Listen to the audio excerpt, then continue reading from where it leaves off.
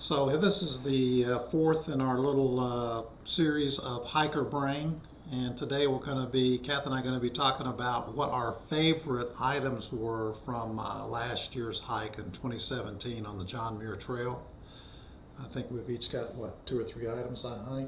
I have more. Oh, my wife has more. I only have 3, and she's got however many she has. But just to make it perfectly clear to you people that are watching, we are not paid endorsers for anything. Nobody gives us anything. Everything that we are going to be talking about today is stuff we paid our own money for, and we've done our own research to pick what we consider to be the best products for us. So with that said, we can now begin. Okay. So most of what I have on the list actually deals with clothing. One of the things that I really loved are these sun sleeves. My skin is real sensitive to sun and I burn very easily. So I like to wear a short sleeve shirt, but then when the sun comes out, I put these on and the short sleeve shirt comes down and covers here. So my arm is completely covered. I don't have to worry about sunscreen. I've got these sun sleeves. And then in addition to that, I wear sun gloves, which are really important when you use poles because the back of your hands get really burnt. So I add that and I'm really covered well to keep me from getting burned. So what are the brands, honey? Well, these are outdoor research, but I used some other ones last year. So I don't, just so long as there's sun gloves, it's going to take care of you. These are called something cool. I don't know. Anyway, you can, and again, there's just a gazillion brands of these kinds of things, so you can go online and find them. The second thing has to do with feet, and that are my Lowa boots. I love my Lowa boots. Had a pair last year. They wore really well. They're very comfortable. They give me a lot of support. My ankle is weak, and so it's important for me to have support. And so the Lowa boots, I got a new pair for this year and been wearing them to get them broken in. But they're so comfortable that really they almost feel broken in when you put them on the first time. In addition, I have a buff. I loved my buff last year. What is a buff, honey? I had an ear muff as well, or an ear band as well. A buff can be used in a lot of different ways. You can use it as a headband or an ear band to just go over your ears to keep your ears warm. I would wear it after I washed my hair. I would put it on, which would kind of give my hair a little bit of shape, and then once my hair was dry, I could take it off. You can also pull it down and it can cover your whole neck. You can pull it down, cover your neck, and then pull the other half up over the top so you are completely covered this way. So it has a lot of uses, and I really enjoyed having that. Keeps your neck warm. It also keeps the bugs off of them. Next is my puffy. This is a Patagonia, and it's called a sweater. What's it called? Vest. No, it's not a vest. It's a I don't know. Sweater jacket. I don't know. But anyway, it's very, very light in texture. It's down. It is very warm, very warm. They have ones with hoods and ones with just the stand-up collar. I don't like hoods. They drive me crazy. I can't turn my head. I just feel very restricted. Wearing your buff? So, yeah, I have my buff. I have also a knit hat that I take with me. So the Patagonia is my go-to jacket when it's going to be cold and windy. Really toasty, but yet very light. Another favorite thing for me in gear is the jet boil. Love having my coffee in the morning, hot coffee. Love having my hot dinner at night. So that is a favorite. I feel pretty strongly that our new Tri-Plex tent is also going to be a favorite. We have not used it, as I said, on a long distance hike yet, but we've used it quite a bit to camp in, and it's wonderful. It's a winner. It's a winner. And then last for me, this is not an item, this is a place, and this is Muir Trail Ranch. We stayed there last year. We did the short stay. Our cat has to say hello. You're Oreo. silly. Oreo the obnoxious. Yes, we did what's called a short stay. So we have 2 nights in a cabin, and the cabin has an indoor toilet and, of course, bed with a nice mattress, and they have hot springs.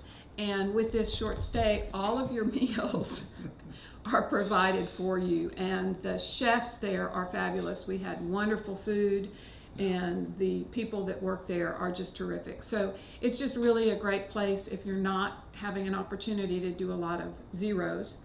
It's just a great place to have a nice 0 day. Yeah, one of our favorite places of the entire JMT was at Muir Trail Ranch. Really enjoyed it there. Okay, Are you done? I'm done. Okay. All right, so I only have 3 items to talk about. The first one is the Verb. Garmin makes a version of the GoPro. It's called the Verb, and it's the Verb Ultra 30. This is one of the 2 Verbs that I own now. The other one is the one that's doing the filming today.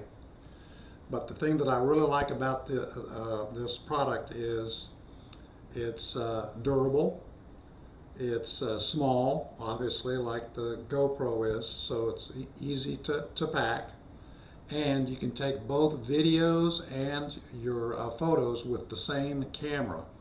And once you get it set up the way you want to, I was amazed. If you've seen some of our videos that are on our YouTube channel, you'll see how good the quality is, not just of the photos, but the videos as well. It's just a great product.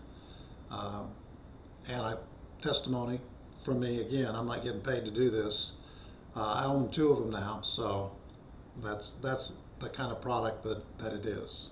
So Verb. The other product that Kath was just talking about is the Lowa Boots. So there's my new pair of Lowas. I had a pair last year as well that I ended up hiking with. And not only the thing that I like the most about these boots is from day one when you put them on, they feel like they're broken in. That they're just so comfortable. But I don't know what the company does to the leather or whatever that is that they do.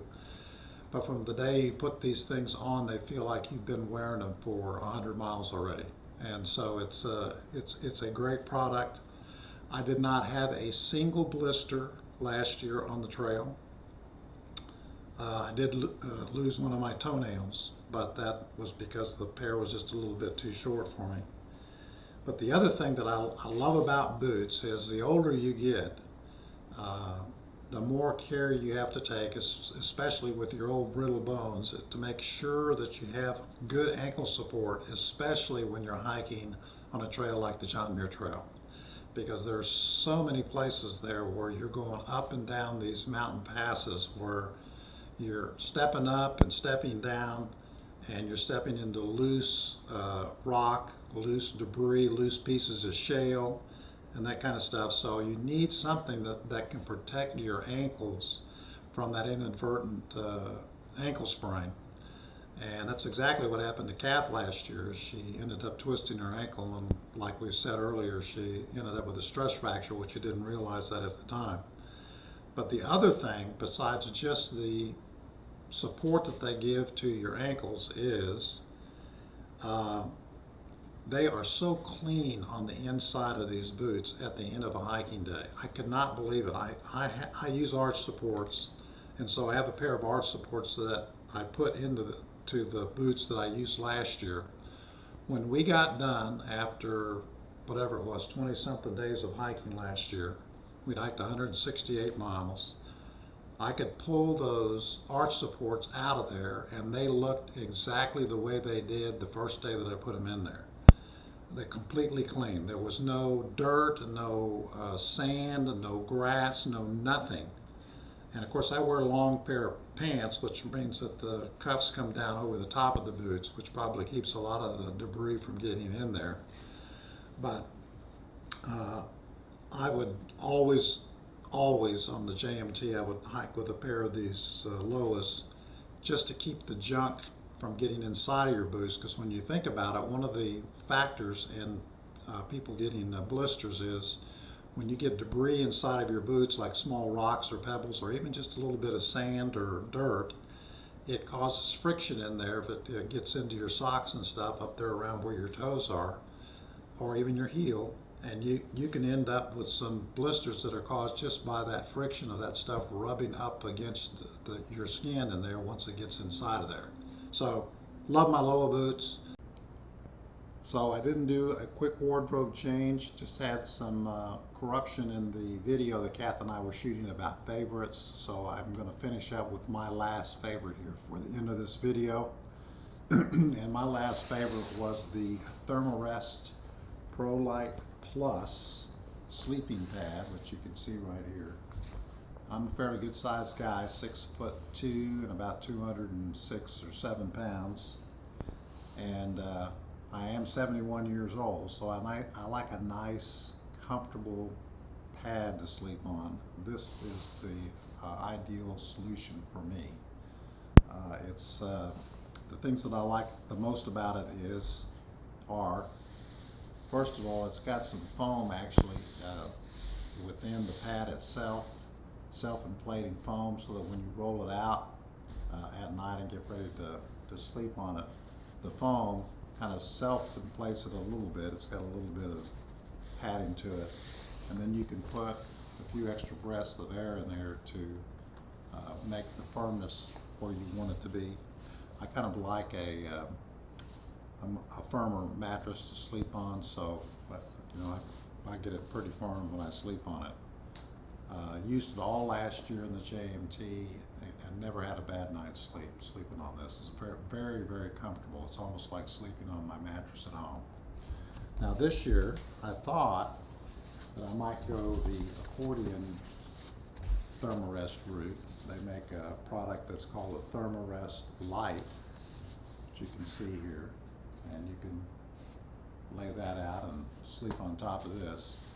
The only issue that I had with this is it was just a little bit too firm for me, and I noticed in the mornings especially, I'm a side sleeper, so when I would sleep on my side, so much pressure there on my arms and stuff that it would make that side a little bit stiff when I was trying to get up in the morning to start moving around, especially at those cooler altitudes there. So the pad was the way to go. The pad gave me enough cushion there between the ground and my body that I didn't ever get up when I'm feeling stiff there after a night's sleep.